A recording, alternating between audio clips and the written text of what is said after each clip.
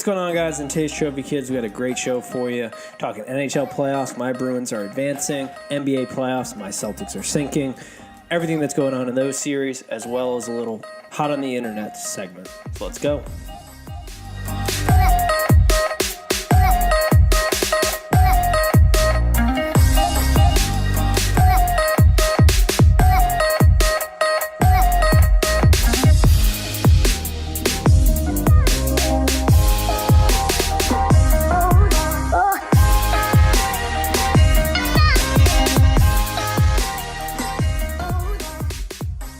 And welcome to Trophy Kids presented by Bad News Media. It is May 8th.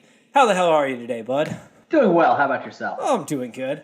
I had the very hard realization this weekend that, man, we are getting older because at the Kentucky Derby party I went to, got a little too blitzed. Still feeling the effects come Monday. I was literally down on Sunday. Wow. That's a bummer. Yeah. I actually had my parents visit this weekend, which is nice. I mean, I had 3 free meals, so we love that. You do get the parents coming. My parents also, they're very easy to entertain. Just take them to where there's booze, and they're good to go. So it was a good time. There you go. Nice. All right. Well, yeah. Everybody had a good weekend, unless you had, who was it? Maximum Security in the Derby. Yes. Off to a hot start as we get in touch with the sporting world. Little instant replay gate has affected horse racing nowadays. I don't know if you were tuning into it, but talk about a clusterfuck at the end of that.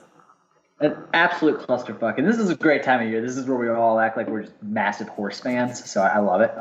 Yep, lose every year thinking I know I'm going to pick the right ponies. Never happens. Yeah, we just act like this is a beautiful horse. But, like, we just act like we're all into it. But, yeah, that was a big clusterfuck. I mean, to take 22 minutes to decide, I mean, like, what are we doing here? Yeah, unreal. I was listening to some people who, like, actually know horse racing a little bit better. And they all sort of agreed with the end calls, like, that could have been an absolute disaster. Like, that is jockeys potentially dead, horses getting put down, because it's an enormous race with 20 horses.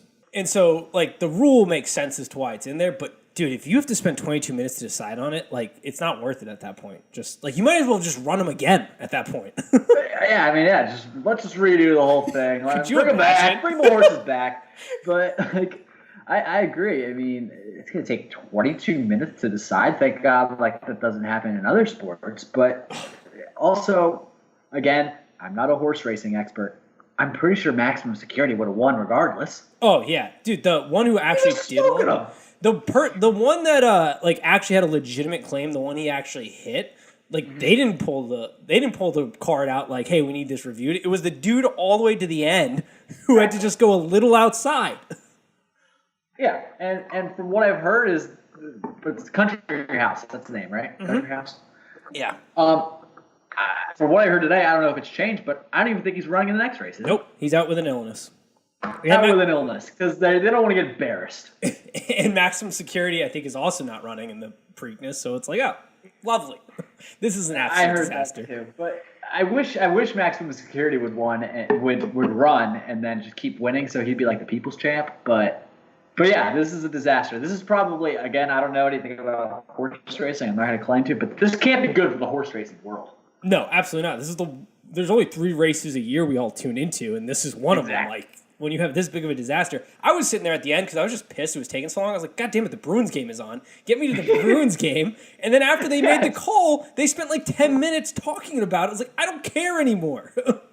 Exactly. Yeah, I do remember with my parents when they switched over the Bruins game. There's like 12 minutes left in the first, and I was like, if this was the Caps, I would just be losing my shit in my living room. I would just be losing my mind. Yeah, no, I was at somebody else's house, so I couldn't be, like, destroying things, but I wanted to so badly just chuck bottles at the wall. I'm sure. Anger. I mean, like, you're missing your team. I would have been losing my mind. And that was a nice segue into the Bruins, who we're about to go eat some bacon in North Carolina against those damn Hurricanes and that rally pig. Carve them right up here. We're on to the next one. Bacon served. Oh, yes. Cannot wait. Getting a little ahead of ourselves, but Columbus series just came to an end last night. Bruins turning on a dime after Game 3, which had some Bruins fans worried. I was not that worried. This is a light switch team where, like, when they want to turn it on, oh, man, can they turn it on. The top dog started eating. That Pasternak line, which is arguably the best line in hockey, started going. Tuukka was hot. Columbus had Zingers and Dingers last night. It was a good way to finish the series with a shutout. Definitely was. Definitely exciting for you guys. And like you said, when that Pasternak line is humming, that's the best line in hockey. I mean, they're unbelievable to watch. But yeah, I mean, it's good to see the Bruins. CBJ, that was a hell of a team. I love listening to Tortorella after the game. He was just like, someone asked, like, are you excited about at least taking something out of this being the best season in CBJ history? And he just like laughed at them. He was like, get that shit out of here. I'm not excited about getting into the second round. And I just loved it. I was just like, God damn it, Tortorella, come coach the Caps. But yeah, like you said, very exciting for the Bruins. And I mean, when you were looking at the bracket, I'm sure you were like, I hope we end up playing the Hurricanes. But I mean, I don't know if you still feel that way. I don't know. It's going to be interesting. Then again, we did just take care of Columbus, who swept the Lightning. So that I'm kind of with you. Yeah. A couple things about that. Tortorella, I mean, talk about a dude who had some bad-looking comments looking back on it. One, we're going to go to a Game 7. He's 0-2 when saying that. And saying he dented up Tuukka. That man just shut down your entire team for what should have been his second shutout, if not for that game, what was it, 3? No, 4. 4, where the puck went out over the net. Like, I don't know how they missed that as the NHL, but yeah, should have had 2 shutouts in this series. Yeah, Tortorella, he's kind of a coach that he'll come and his first 3 years there, he'll kind of motivate players and they'll want to run through a wall for him, but eventually his attitude, his time, it kind of runs its course, and eventually I feel like every team gets tired of him. So, but yeah, he definitely he likes to chirp, and a lot of times he does end up looking incorrect. Foolish. Yeah. And Bruce Cassidy with an all-time quote at the end of that where he was like, we don't weather the storm, we are the storm. Yeah. I am ready to run through a goddamn brick wall for this next series. A couple other notes that I have, because I went to Game 3. First of all, pulled an all-time Nate move. Tried to buy tickets to Game 4, which is that Thursday night. Every time I didn't realize it, I kept going back to refresh ticket prices. When I'd hit on the Game 4 link, it would direct me to Game 3. And so I ended up buying tickets to Game 3 and then, like, getting an alert on my phone. I was like, what the fuck? The Game 4's not on a Tuesday? And then realizing, oh, wait, I got to change all my plans because I took off work to go up there. Got up there Tuesday. Stadium is sweet. Here's the weirdest thing. They don't have exits on both sides of their aisles. You can only get out on one side if you're in the upper tiers. Like, so I bought the 3rd and 4th seat in my row, thinking like, oh, this way I'm not all the way on the end, but then I don't have to get a bunch of people up anytime I want to go get a drink or go to the bathroom. Yeah, you're getting everyone. My end was blocked off, so I had to walk all the way to the other side to get out of my section. Wow, and that's the case for everyone up there, or just your particular? That's what it looks like. That almost seems like an emergency, hazard, or like that. You need emergency exits. Like I could have jumped over a railing, technically, I guess, but yeah, that would have been a disaster. Very friendly fan base too. I mean, I've heard that. Yeah. And I do recall last year when we played CBJ, I mean, I don't really get involved with Twitter trolls, but I don't really remember CBJ fans like being annoying on Twitter. So, yeah, I've heard that about them. Yeah, as an East Coaster originally and a Boston fan, I'm used to getting some pretty rough hate at games. Oh, yeah. Theirs was in good spirit for the most part. Yeah, which was nice. But they get our Trophy Kid Award of the Week because their cheering for getting knocked out in the second round was embarrassing last night. Like the CBJ chants at the end of the game and the clapping and standing ovation, everybody standing around. Dude, you guys just got your brains beat in. Like, what are you doing? I've never really liked that bit where like the fans at the end of the season stay and like applaud, and it's just like, I don't know, like, yeah, lost. I hate losing. I just like to win, and if I lose, I'm just a big sourpuss. So correct. I'm not all about that. So I'm with you there. Yeah. Speaking about brains beating, and I guess we should also address Charlie McAvoy, the news just hit the wire, is going to be suspended Game 1 of the next series for a hit, which has CBJ fans in their panties up in a bunch because he didn't get a 5-minute major, which I don't disagree. He should have probably gotten the 5-minute major. That was a really bad hit. I don't necessarily think it was intentional because Charlie McAvoy doesn't really have that reputation. Doesn't have a history. Yeah, I think he was trying to meet him on the boards. But let's not act like there were an elbow to David Backes early in the series that should have had a 5-minute major that Columbus got away with. So, like, calm down, everybody. Happens every series. Missed calls. Happens every game, but there's always missed calls. And it's a hard call to make when you're calling someone for a major. I mean, that's a super impactful penalty that you're calling. And you're playing on the fastest surface in the world. Yes. At an insane speed. So, like, let's pipe down a little bit. Agreed. But that's pretty much all I have on that series. It was a great series. The Bruins are moving on to face the Hurricanes. I don't know if I'm really excited for them. I did not think they were going to sweep the Islanders like they did. But talk about a team that just got manhandled. Yeah, they really did. I did not see that coming. And, we played them in, like, a brawling type series. And the Islanders come off the sweeping the Pen. So they go from sweeping to getting swept.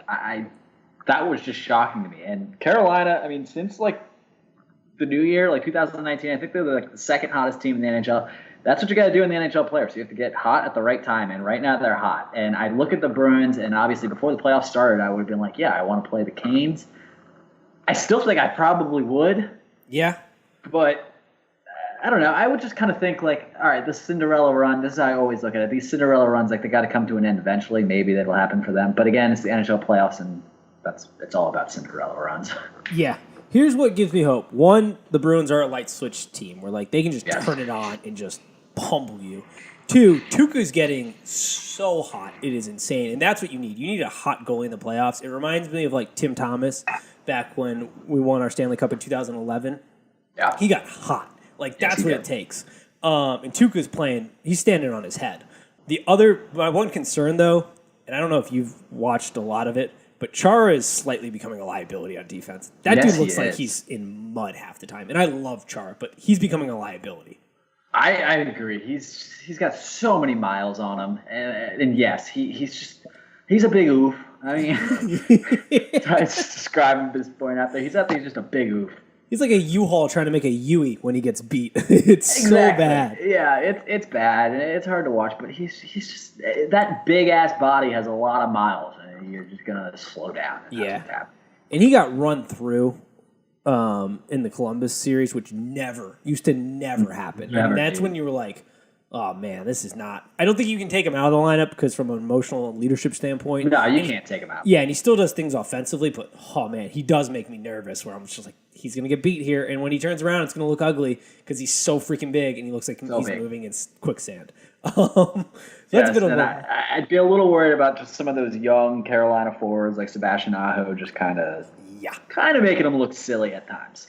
Yeah, not excited about that part. But hey, man, they still got old man Stahl, who I did not realize was still in the NHL until I started watching him in your guys' series. I was like, that guy was skating around when I was a kid.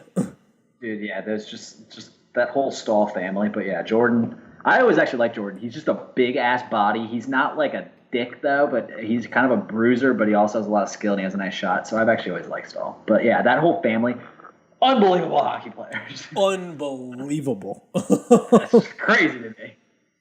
On the Western side, got 2 Game 7s. I don't have a whole lot here, except for we did, and I'm going to give us credit, we did say San Jose is a bunch of pests, and they are just, dude, they could turn it into a Stanley Cup run if they can just put away these Avalanche here.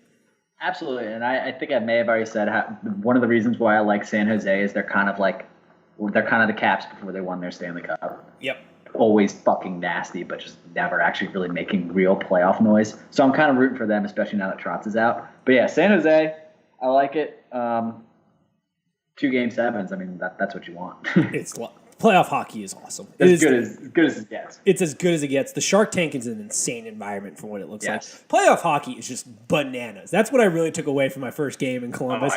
It is bananas to go to. Just the players are bananas. All the fans are just going fucking nuts. Losing their ever-loving minds. Just losing their minds. It's just everyone just losing their minds in a building. It's so funny. It's awesome. Nothing else like it. Unlike the NBA playoffs, which... Unless you got any final notes, I'm moving right into the Celtics because I'm coming in hot with them. Go for it. The Celtics suck. This is embarrassing to the whole city of Boston, to everybody. Like, what happened last night was the most embarrassing thing I've ever seen. A note on this that I saw, which just puts it into great context, with 3 basically 4 minutes remaining in the third quarter. The Celtics and Bucks were tied 67-67. In the final 15 minutes of the game, the Celtics gave up a 13-3 run, a 10-3 run, and were outscored 46-34. Kyrie went 2 for 5, committed a foul, and turned over the ball. That is garbage. That's garbage. That's bad playoff basketball, especially at home. at home, and they were getting booed, and good for the Boston Celtics fans. I'd be booing the hell out of them. Not because offensively they looked like a bunch of blind grandmothers out there just chucking up shots, but mostly because of the defensive effort. Like, they just mentally collapsed and gave no heart at the end, and like that I cannot stand. Like when you just give up. Yeah, you're saying it right there. I mean, it sucks because it was a really good game, and I will say this about the NBA playoffs. Since about Saturday, the games have been phenomenal. But yeah, it was a good game, and I was like, well, this is nice, because I'm like, well, if I don't have a good game to watch, I'm generally bored. and it was just like, well, Boston just stopped playing. It was the most bizarre thing ever. They're in the game the whole time. It is insane. And Kyrie went 7 for 22, which brings him to 19 for 62 over the last 3 games. Like, Hayward just fell off the planet. He had 2 points, I think. Tatum is useless from the 3-point line. I think he hit he's like 1 for 12 or 2 for 12. I don't even remember. It's atrociously bad. Ineffective. Yeah, ineffective. So, like, if you go through that cold streak, like, yeah, I'm going to be pissed, but I'm like, whatever. Like, we just can't shoot the basketball. Like, that's what it is. When you can't play defense, when you just, like, give up mentally and collapse, and that's on Kyrie, because Kyrie came in, he made it known to everybody. I want to be the star. I want it to be my team. I want to be the leader. Here it is. Like, I know, like, some of the pieces don't necessarily fit, but, like, you just can't just give up like that. You're making $21 million, and it's like, what are you doing, dude?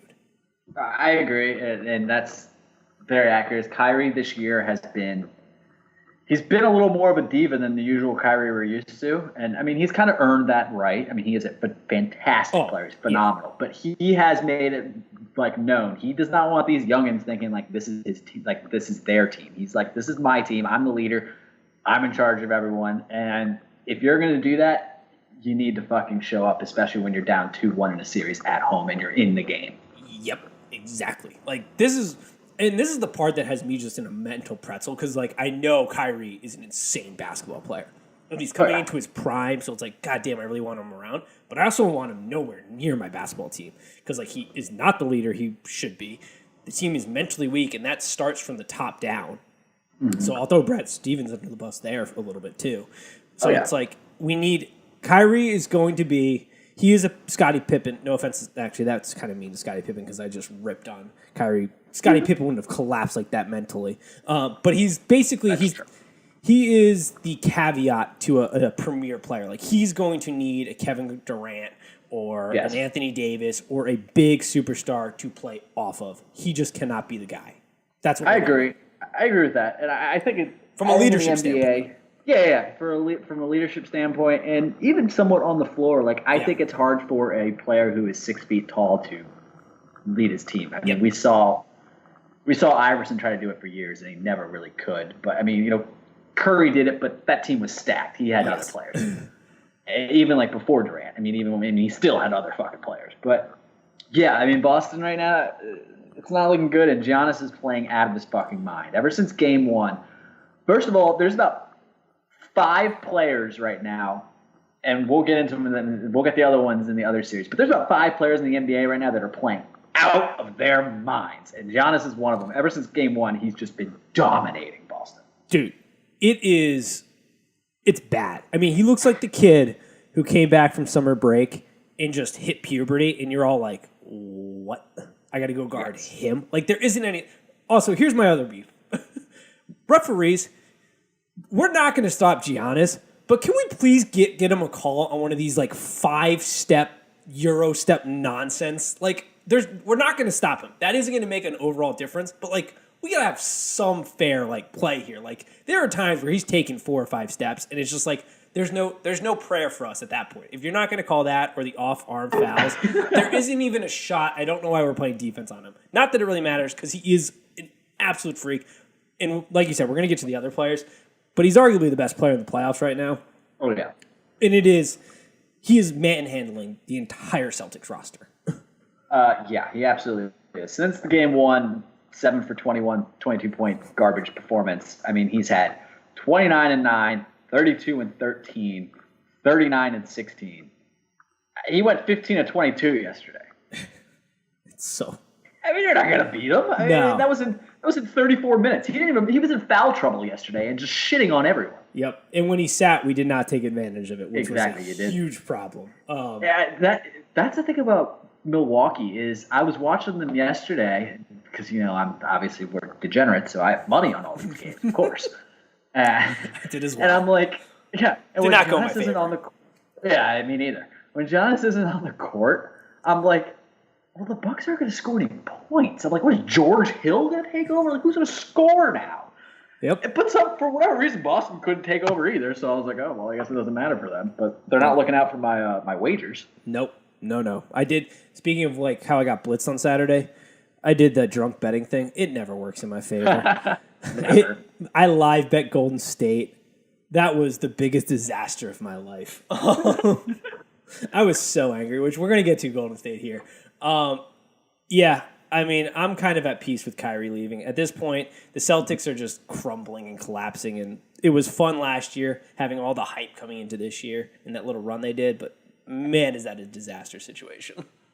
It is, and it's not good. I mean, obviously, hopefully everything's okay with Danny Ainge, but like he is like very important to your team, and yes. He's not healthy, and he's not going to be your GI. I mean, there's no talks about him leaving or anything, but you have to wonder. I mean, that could be bad for Boston. I agree. All right, well, it's over. The Celtics series is over. There's no coming back. So the Greek freak moves on. He'll manhandle whatever team he decides to play against. Or not he decides to play against. Who figures out of the Sixers-Toronto series. But the other game last night, Golden State-Houston.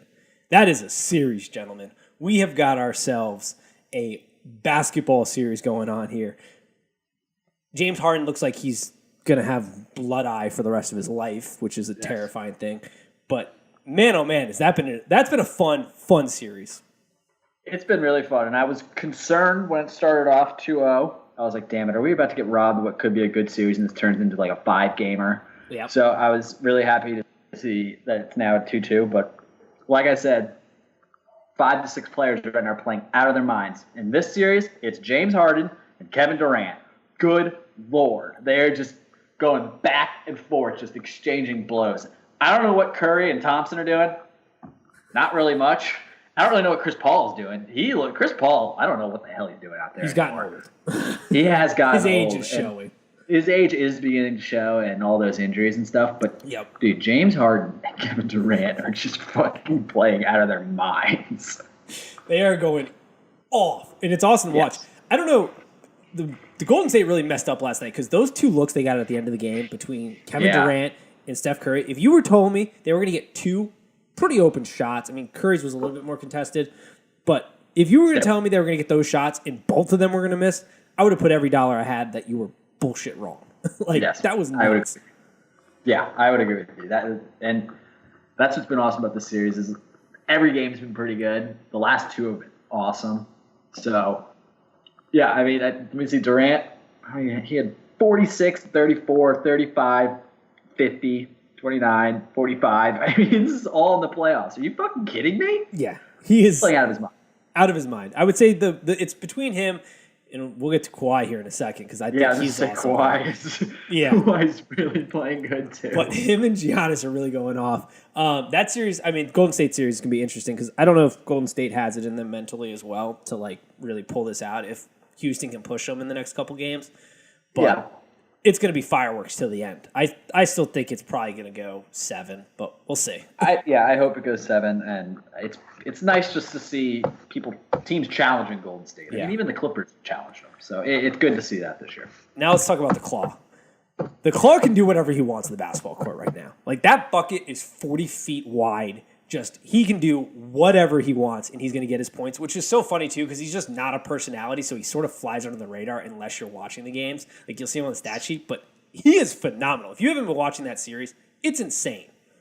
Dude, he is, like, I mean, after Giannis, he's obviously the best player in the East. I'd agree. You could argue he is the best player in the East. Strong argument. he's playing out of his mind. Like, again, I'm just reading stats, but he's played so far 45 points, 35 points, 33 points, 39 points. I mean, this is insane. Like, the numbers that some of these guys are putting up right now are just insane. Just a casual, like, 30 points is low for them currently.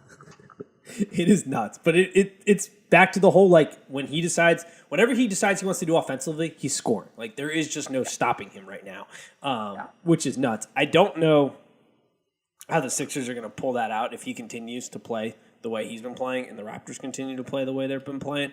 But he is top 3 easily in this playoff series. In the playoffs right now. Also, but, like, what is wrong with Joel Embiid? Dude. I mean, it's like his tummy hurts. He's got the shits one game. I'm like, what's going on with you? Just like, take some probiotics. What's going on with you? He gets so tired and just like grumpy where he just decides to stop playing for like the longest time. It's kind of amusing, but it's also like if you're a fan of the Sixers, you have to be losing your ever-loving mind. You have like the most dominated post player, and he just doesn't show up.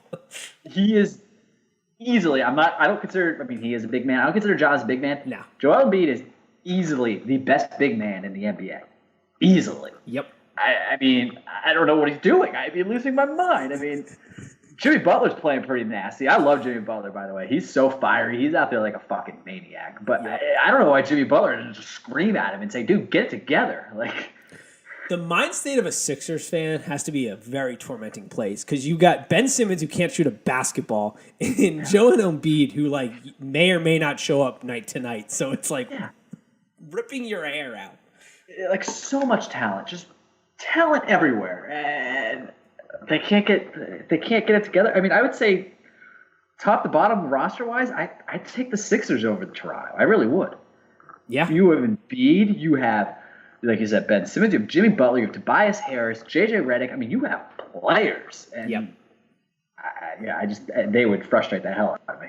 They're not a talent-starved roster, but it's that argument that's been being made, are the pieces right? Which isn't always insane to me that it's like, it's basketball. This isn't football where you need to have like certain pieces fall in line in an overall team. Like, it's roll the ball out there and go play. Like, we all played basketball. Super talented team should be able to win a good amount of the games. Agreed. Yeah. Yeah, it's insane. Then the Nuggets. Nuggets fans are losing their ever-loving mind because people don't talk about them enough. The Nuggets-Portland series, which went 4 overtimes on Friday, which was insane. Jokic is my new favorite player. When they asked him about him playing, and he was like, "What? I used to be chubby." I now love him. It's like, you used to be chubby, dude. You look like the Pillsbury Doughboy out there. You're balling out for 60-plus minutes. Like, I love him. I love him. They need to market him more. I'm very glad that everyone's starting to love him because I've been campaigning for Nikola Jokic for a while. The guy is a 7-foot point guard. He is unbelievable. You look at him and, like I said earlier, he looks like Zdeno Chara. Big oof. Yep. Just like a big dummy. And he is unbelievable with the ball. I mean, he's passing it between people's legs. I mean, he's like a walking triple-double that's 7 feet tall. I mean, and he looks so out of shape, too, and he can still ball. He's still just going. Still balls out of his mind. And that quadruple overtime game, he had 33, 18, and 14. I mean, is he Russell Westbrook? He's so good. He had 8. I mean, forget the points. He had 18 and 14. Yep. What?